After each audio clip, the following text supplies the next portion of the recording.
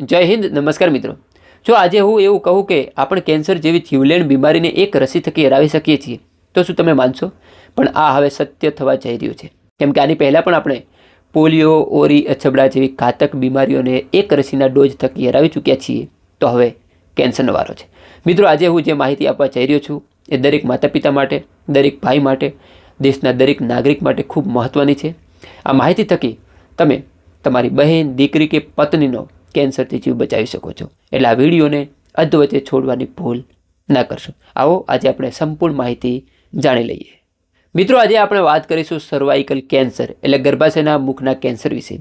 મિત્રો, એક વાયરસ છે HPV, હ્યુમન પેપિલોમા વાયરસ। આ એ જ વાયરસ છે જેનાથી આ કેન્સર થાય છે।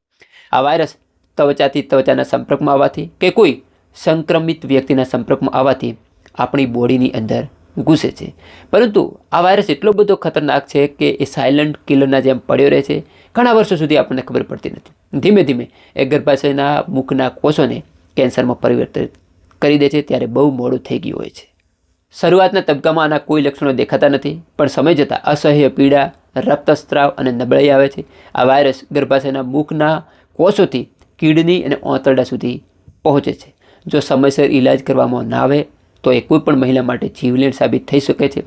પછી તો આખું કુટુંબ આર્થિક અને માનસિક રીતે પડી ભાંગે છે।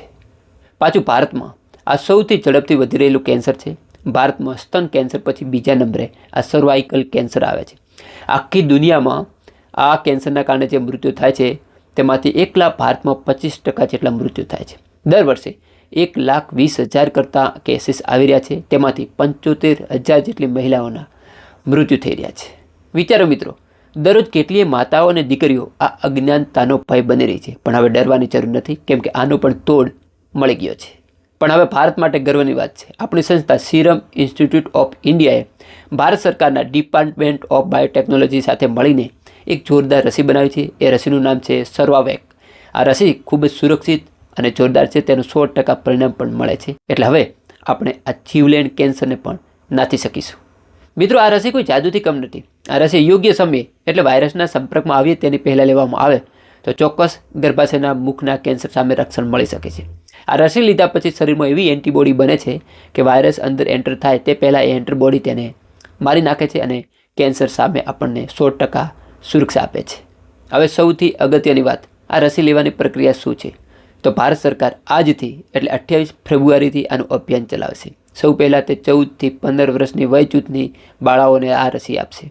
આમ તો 9 થી 14 વર્ષની વય જૂથની કિશોરીઓને આ રસી આપી શકાય, પણ ભારત સરકાર પહેલાં પ્રાથમિકતા 14 થી 15 વર્ષને આપશે। મિત્રો, આ રસી છે એ 2 ડોઝમાં લેવામાં આવશે અને 2 ડોઝ વચ્ચે 6 મહિનાનું અંતર જાળવવામાં આવશે। રસી પણ હાથના બાવડાઓમાં આપવામાં આવશે। ભારત સરકાર અને આરોગ્ય મંત્રાલય અને ભારતમાં એક મોટા અભિયાન તરીકે શરૂ કરી રહ્યા છે। શરૂઆતમાં એ ભારતના અમુક રાજ્યોમાં થશે અને તબક્કાવાર આખા ભારતમાં એ શરૂ થશે। આનો રેશિયો શરૂઆતમાં ઓછો હશે। આ રસી શાળાઓમાં, આંગણવાડી કેન્દ્રોમાં, સરકારી કેન્દ્રો, PHC, CHCમાં આપવામાં આવશે। મિત્રો, મારી તમને એક ખાસ વિનંતી છે, આપણે આપણી દીકરીઓને સારા કપડાં આપીએ છીએ, સારું શિક્ષણ આપીએ છીએ, તેમના લગ્ન માટે બચત કરીએ છીએ, તો શું આપણે તેમને કેન્સર મુક્ત જીવન પણ ના આપી શકીએ? જ્યારે આ કેન્સરને રોકવા માટેનું હથિયાર પણ આપણી પાસે છે તો પછી મોડું શા માટે કરવું જોઈએ? કેટલાક લોકોમાં આ રસીને લઈ ડર અને અફવાઓ છે, પણ ડરવાની કોઈ જરૂર નથી। સંપૂર્ણપણે વૈજ્ઞાનિક રીતે સુરક્ષિત થયેલી આ રસી છે। ઇન્જેક્શન લીધા પછી સામાન્ય દુખાવો કે તાવ કે શરદી થઈ શકે, પણ જે જીવલેણ કેન્સર છે તેની સામે આ એકદમ નહિવત છે। હવે જાગૃત બનો। તમારા ઘરમાં, તમારી આસપાસ, તમારા સગા સંબંધીમાં કોઈ 9 થી 14 વર્ષની દીકરી હોય તો તેમના માતા પિતાના વિડીયો મોકલો, તેમને માહિતી આપો। તેમને એવું પણ કહો કે વધારે માહિતી માટે તમે નજીકના આંગણવાડી કેન્દ્ર કે સરકારી દવાખાને જઈ અને આ રસી વિશે પૂછપરછ કરી શકો છો। ચાલો આપણે સૌ સાથે મળી ભારત સરકારના આ અભિયાનને સાથ આપીએ।